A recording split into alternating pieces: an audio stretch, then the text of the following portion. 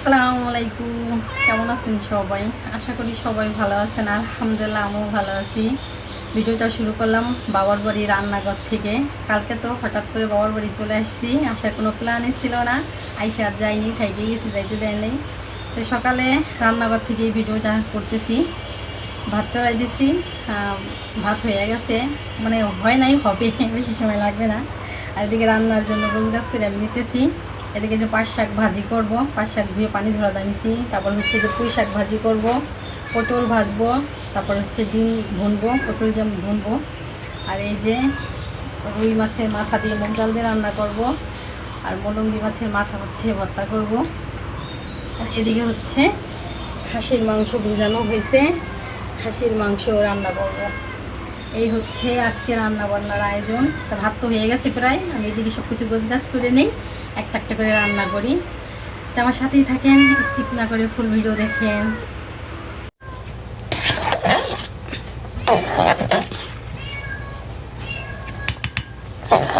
আর একটু হবে, তারপরে গর্দানি।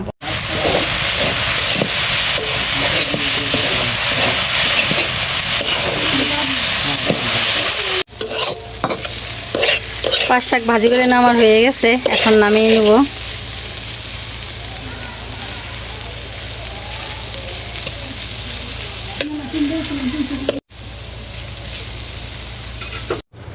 পাট শাক ভাজি করা আবার বেশি সময় লাগে না। আর পাট শাক ভাজি করলাম আমি আমার কাকার স্টাইলেই। প্রথম তেলের উপরে রসুন দিয়ে, তারপরে শাক দিয়ে দিছি, শাক দিয়ে শাকটা লবণটা সুন্দর করে মজাইয়ে তারপরে নামানোর আগ দিয়ে পেঁয়াজ মরিচ দিছি। এই জন্য পেঁয়াজ মরিচটা একটু কাঁচা কাঁচা লাগতেছে। শাক ভাজিটা অনেক মজা হয়েছে, শাক খেয়ে নাকি ভালো বলতে নাই, তাও বললাম অনেক মজা হয়েছে। মলঙ্গি মাছের ভর্তার জন্য পেঁয়াজ মরিচ রসুন একটু ভাজা নিব। ভাজা দেওয়ার পরে এর ভিতরে হচ্ছে মাছ দিয়ে একটু ভাজবো। পানি দেবো মনে হয় একটু, এই হালকা ভাজাতে চাই, মাছ দিয়ে ভাজা নামাই এলাম না। কালি জিরে না, কালি জিরে ভালো হতো না।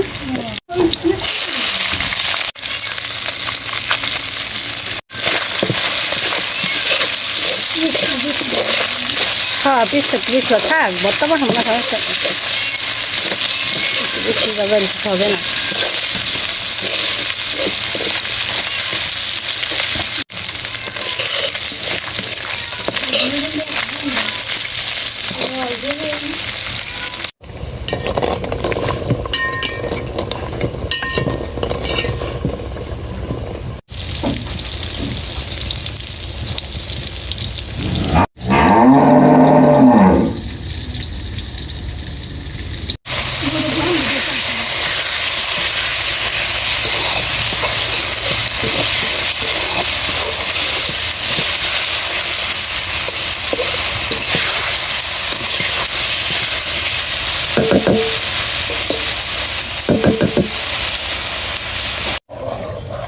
সিমাই রান্না করার জন্য দুধ চিনি জ্বালাইতেছি।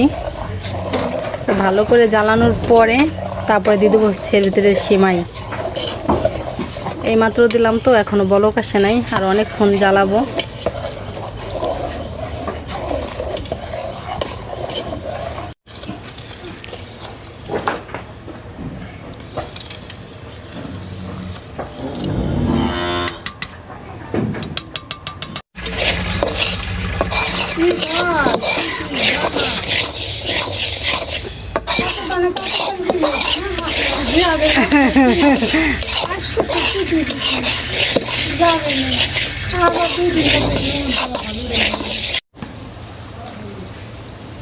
মুগ ডাল দিয়ে রুই মাছের মাথা দিয়ে রান্না করবো, এই জন্য মুগ ডালটা ভাইজে এই যে ভিজাই রাখলাম। মাংস রান্না করার জন্য পেঁয়াজ মরিচ দারচিনি লবঙ্গ দিয়ে যে ভাইজে দিতেছি। এখন দিয়ে দেবো একটু মশলা, হালকা ভাজা হয়ে গেছে। পরিমাণ মতো আদা রসুন জিরা বাটা দিয়ে দেবো।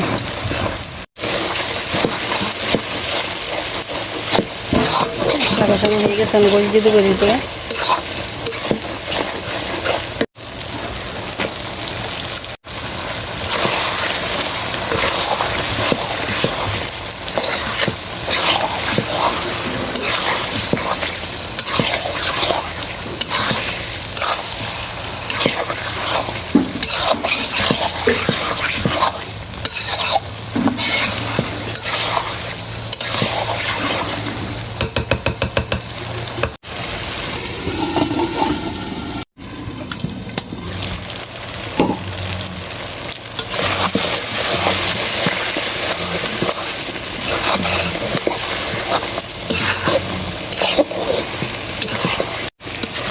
গোশত থেকে যে পানি বের হয়েছিল সেই পানি দিয়ে এই যে মশলা দিয়ে কষাই নিলাম। এখন দিব হচ্ছে মাংস কষানোর পানি। এতক্ষণ কিন্তু পানি দিইনি আমি, এতক্ষণ গোশত থেকে যে পানি বের হয়েছে সেই পানি দিয়ে গোশতটা কষাই নিচ্ছি।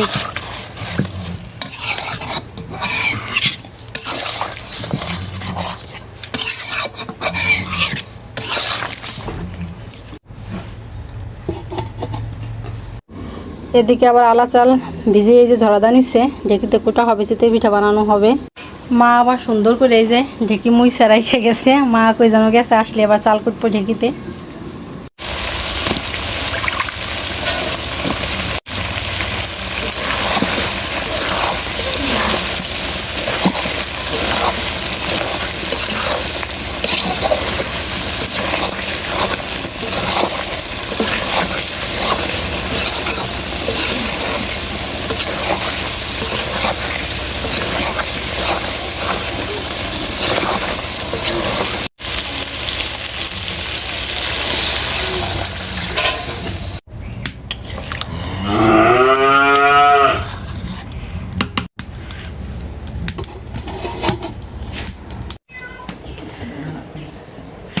তরকারি রান্না করা হয়ে গেছে, তরকারি নামাই নিছি। আর এদিকে হচ্ছে ওই চুলাই মুগ ডাল সেদ্ধ বসাই দিছি। এদিকে আমার বোন চাল কুটে নিতেছে।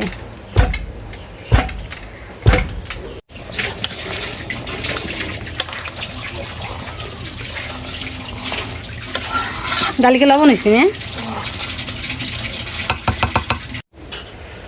রান্না করা হয়ে গেছে, পুরোপুরি সব রান্না কমপ্লিট। এখন মা চিতই পিঠা বানাবে, আমি এখন গোসলে যাব। গোসল করে এসে গরম গরম চিতই পিঠা তরকারি খাবো। গোসল করে আমি চলে আসছি রান্নাঘরে। আইসা দেখি আমার মা চিতই পিঠা বানানো শুরু করে দিছে। তেদিকে আমার মেয়ে আমার বোন খাইতেছে, তা আমিও বসে পড়লাম খাওয়ার জন্য। তা আমরা বোনরা মিলে বসে খাইতেছি, আর মা গরম গরম পিঠা উঠিয়ে আমাদের দিতেছে। তা আমি আর আমার মেজো বোন একটা বলে বসছি খাওয়ার জন্য। মাশাল্লাহ এখন আমার মেজো বোন একটু খাইতে পারে, আর একদিন তো অনেক অসুস্থ ছিল, তেমন খাইতে পারে না, এখন পারে। বাড়িতে আসছি আমি, পুষ্কুনির দিকে আসবো না তাই কখনো হয়। তো চলে আসছি পুষ্কুনির দিকে, আর আইসা দেখি পাট অনেক বড় হয়ে গেছে। পাট শাক নেব, অনেক বুই হয়েছে, নিরেইতেছে। যাই দেখি, ওই যে ফুপু আসতেছে। বিকাল হইলে এই পুষ্কুনির বাড়িতে এসে বসতাম। দেখেন এই যে কি বাতাস দেখছেন। শীতের দিনও এসে বসতাম এই জায়গা বিকাল হলে রোদ্রে।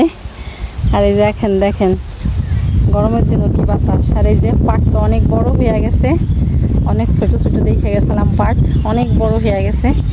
তাই আমি পাট শাক নিব। ওই দিকে যাই, একটা ভাইরে দেখলাম ভুই নিরাইতেছে, যাই নিয়ে আসি।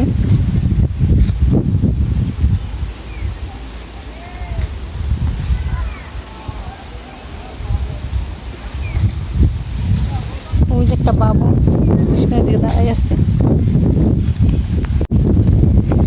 কি বাতাস! গরমের দিনে এই জায়গায় আসলে পরানটা জুড়াই যায়। আর শীতের দিনে তো অনেক লোকজন বসে থাকি রোদ পোখানের জন্য।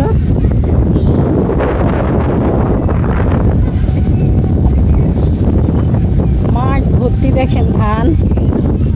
এখন তো মনে করেন আমাদের এদিকে চকে তেমন ধান লাগায় না, ওই যে চকের মাঝখানে যে একজন লাগায়।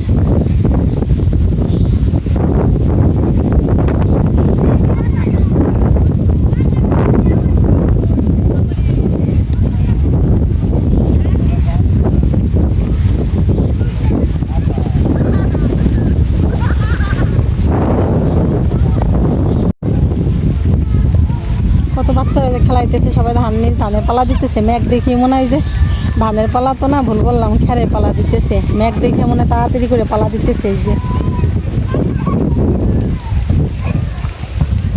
আর ওই যে পাটের ভিতরে একটা বাইরে দেখলাম, দেখে ওই যে জিজ্ঞাসা করে দিই পাট আছে নাকি, কি করে নিয়েছে সেই পাট আছে নাকি, নিয়ে যাব বাড়ি নিয়ে যে তারপর শাক বাঁচবো। কতটুকু দেখে গেছি পাট কত বড় হয়ে গেছে। এরপরের থেকে আর আমার এদিকে আসতে ভালো লাগে না, ভয় ভয় লাগে। আর পাটের দিন কার কাছে কেমন লাগে, আমার কাছে একটু ভালো লাগে না পাটের দিন।